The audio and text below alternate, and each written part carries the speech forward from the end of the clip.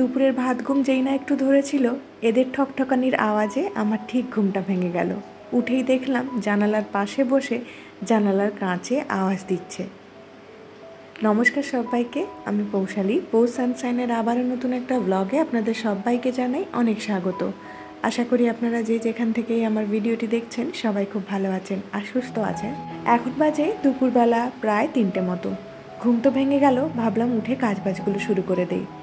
অনেক দিন ধরেই এই বোতলগুলোতে জল খেতে পারছি না, এতটা বাজে স্মেল হয়ে গেছে। এমনিতেই প্রত্যেক দিন আমি বোতল ধুয়ে থাকি, কিন্তু কয়েকদিন যাবৎ কেন জানি না মিল্টনের এই প্লাস্টিকের বোতলগুলো খুব বেশি গন্ধ করছে। তাই ভাবলাম আজকে ভালো করে একটুখানি ক্লিন করে নিই। বেকিং সোডা 1/2 চামচ মতো দিয়েছি, তারপর একটুখানি গরম জল দিয়ে বেশ কিছুক্ষণ ঝাঁকিয়ে নিয়েছিলাম। তারপরে একটুখানি লিকুইড ডিটারজেন্ট দিয়ে এটাকে রেখে দিলাম। ভাবছি সন্ধেবেলার দিকে আরেকবার পরিষ্কার করে নেব। সাধারণত এই ধরনের বোতলগুলোর মধ্যে না গরম জল দেওয়াটা একদমই ভালো নয়, কিন্তু আজকে যেহেতু খুব বেশি বাজে স্মেল দিচ্ছিল তাই একটু গরম জল দিয়ে ধুলাম। আর এদিকে সকালবেলা হাজব্যান্ড গিয়েছিল মার্কেটে, একটুখানি সবজি বাজার করে এনেছে। সকাল থেকেই কাজের চাপে চাপে ধোবো করে আর ধোয়া হয়নি। বেসিনের যে মুখটাতে একটা প্লাস্টিক আটকে জলটাকে এরকমভাবে ধরে নিয়েছি, তার মধ্যে সবজিটাকে ফেলে রেখেছিলাম এই প্রায় 1/2 ঘন্টা মতো। একটুখানি ভিনেগারও দিয়ে দিয়েছিলাম। যখন করে হাতে সময় থাকে এরকমভাবেই আমি সবজি ধুই। কিছুদিন আগে অবধি বড় বাটির মধ্যে জল নিয়ে সবজিগুলোকে ধুতাম, তাতে করে কিন্তু জল পড়ে জায়গাটা আরও বেশি নোংরা হয়ে যেত আর উপরন্তু আমার কাজও বেড়ে যেত। আর এরকমভাবে ধুয়ে দেখছি আমার কাজটাও কমে গিয়েছে আর সবজিগুলোও বেশ ভালোভাবে ধোয়া হয়ে যাচ্ছে।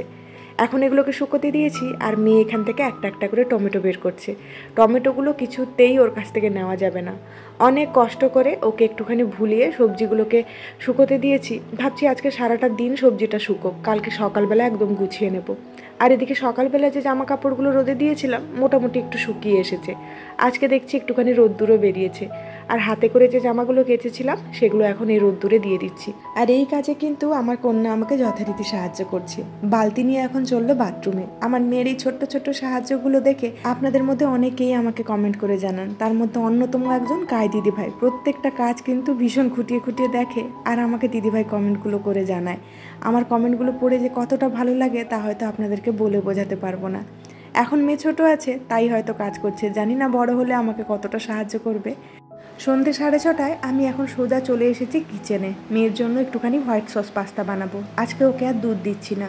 প্রথমেই কিন্তু আমি পাস্তাটাকে সেদ্ধ করে নিয়েছি একটুখানি লবণ আর তেল দিয়ে। তারপরে এদিকে একটু বাটার নিয়ে নিয়েছি, তার মধ্যে আমি 1.5 চামচ দিয়েছি আটা। আপনারা যদি টেস্ট আরেকটু ভালো করতে চান তাহলে কিন্তু ময়দা দিয়েও করতে পারেন। আটাটাকে ভালো করে বাটারের সাথে মিক্স করে অল্প অল্প করে দুধ দিয়ে একটা ব্যাটার বানিয়েছি।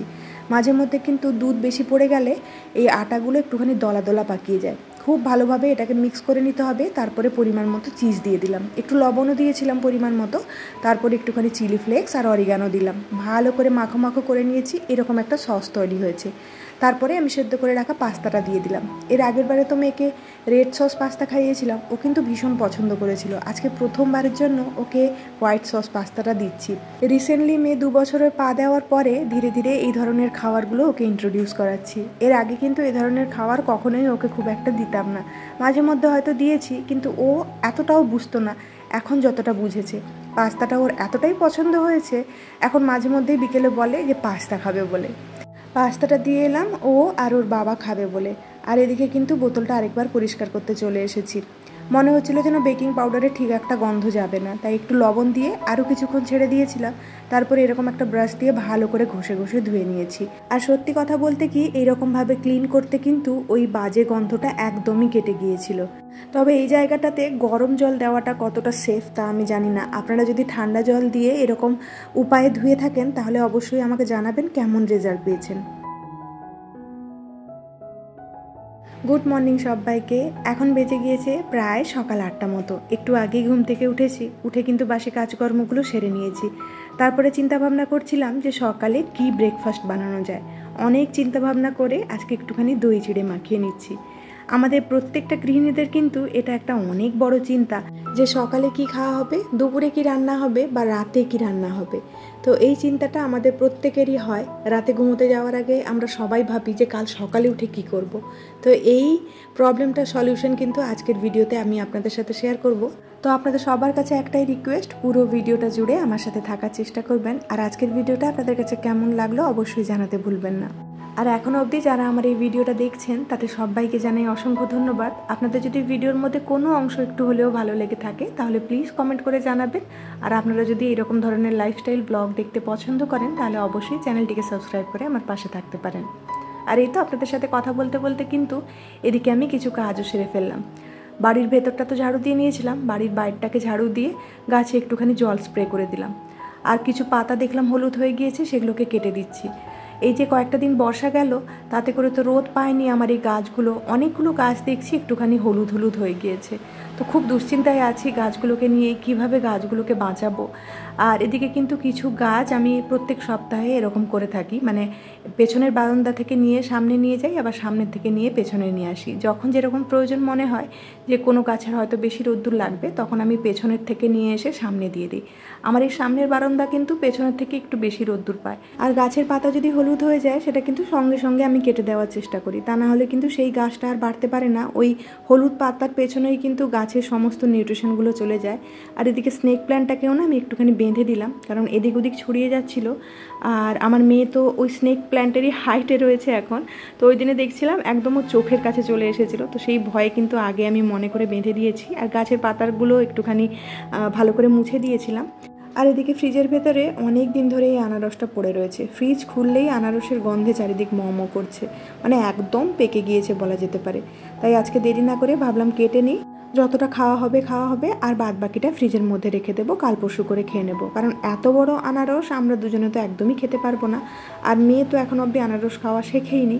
এই আনারসের একটা বাজে জিনিস কি, এর চোখগুলোকে কাটতে হয়, এটা কাটতে আমার সব থেকে বেশি বোরিং লাগে। তা না হলে কিন্তু আনারস খেতে আমার খুব বেশি ভালো লাগে। তো এখানটায় কিছুটা আনারস আমি নিয়ে নিয়েছি ওর বাবা আর মেয়েকে দেওয়ার জন্য, আর এই কিছুটা রেখে দিচ্ছি এখন ফ্রিজে। ইচ্ছেতে করছে একটুখানি লবণ আর একটুখানি চিনি ছড়িয়ে আনারসের একটা চাট বানিয়ে খাই, কিন্তু এখন এতটা সময় নেই আমার কাছে। আর এদিকে হাজব্যান্ডের টিফিনের জন্য একটুখানি পোহা বানিয়ে দিলাম, কারণ ও আজকে পোহা নিয়ে যাবে বললো। আর এদিকে অফ ক্যামেরাতে আমি কিছু রান্নাবান্নাও সেরে নিয়েছি। মুগ ডাল বানিয়েছিলাম একটু সবজি দিয়ে, আর আলু ভাজা করেছিলাম, আর তার সাথে একটু আলু পনিরের লাল লাল করে ঝোল। এই ধরনের তরকারিগুলো করতে কিন্তু খুব একটা বেশি সময় লাগে না। আর আজকে আমার যেহেতু অনেক বড় একটা কাজ রয়েছে এই সবজি গোছানো, সেই জন্য একটু চটজলদি রান্নাটা সেরে নিয়েছি। প্রায় 2-2.5 মাস মতো হয়ে গেল এই সবজি রাখার কন্টেনারগুলো আমি ব্যবহার করতাম না। এই বাড়িতে আছি এই নেই করে করে কিন্তু এগুলো আর ব্যবহার করা হয়নি, মানে একদম ধুয়ে রেখে দিয়েছিলাম।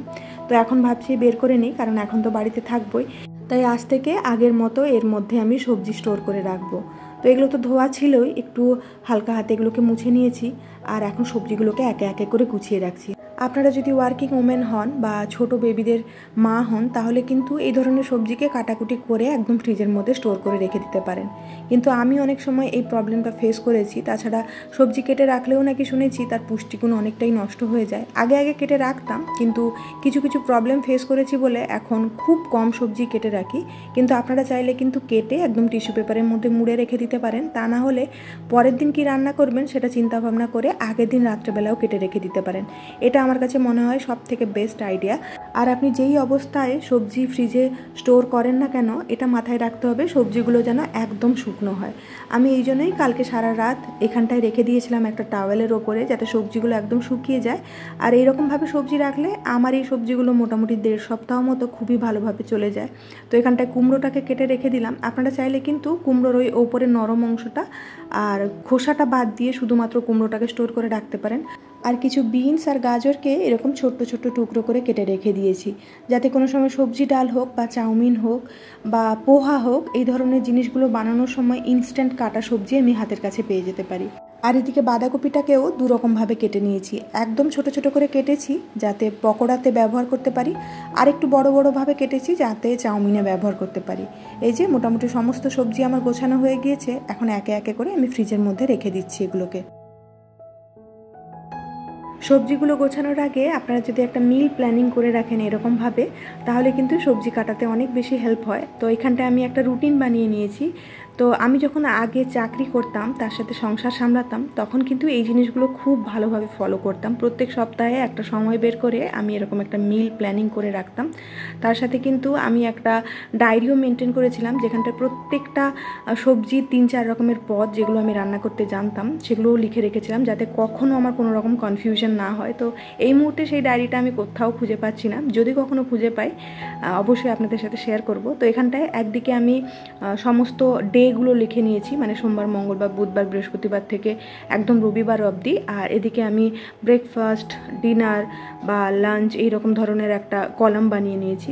তো এই সপ্তাহে কী কী সবজি এসেছে সেগুলোকে মাথায় রেখে আমি কিন্তু প্রত্যেকটা বেলার এক একটা করে ডিশ ঠিক করে নিচ্ছি। যেরকম সকালবেলা আমাদের বাড়িতে হয় পোহা, না হয় স্যান্ডউইচ, না হলে এই দই চিড়ে, এরকম ধরনের জিনিসপত্রগুলো হয়ে থাকে। আর দুপুরবেলা সাধারণত ভাত, ডাল, একটা ভাজা আর একটা তরকারি, এর বাইরে আমি কখনোই যাই না। তো কী কী সবজি এসেছে তার ভিত্তিতে কিন্তু আমি এখানটায় আমার একটা মিল প্ল্যান করে নিচ্ছি।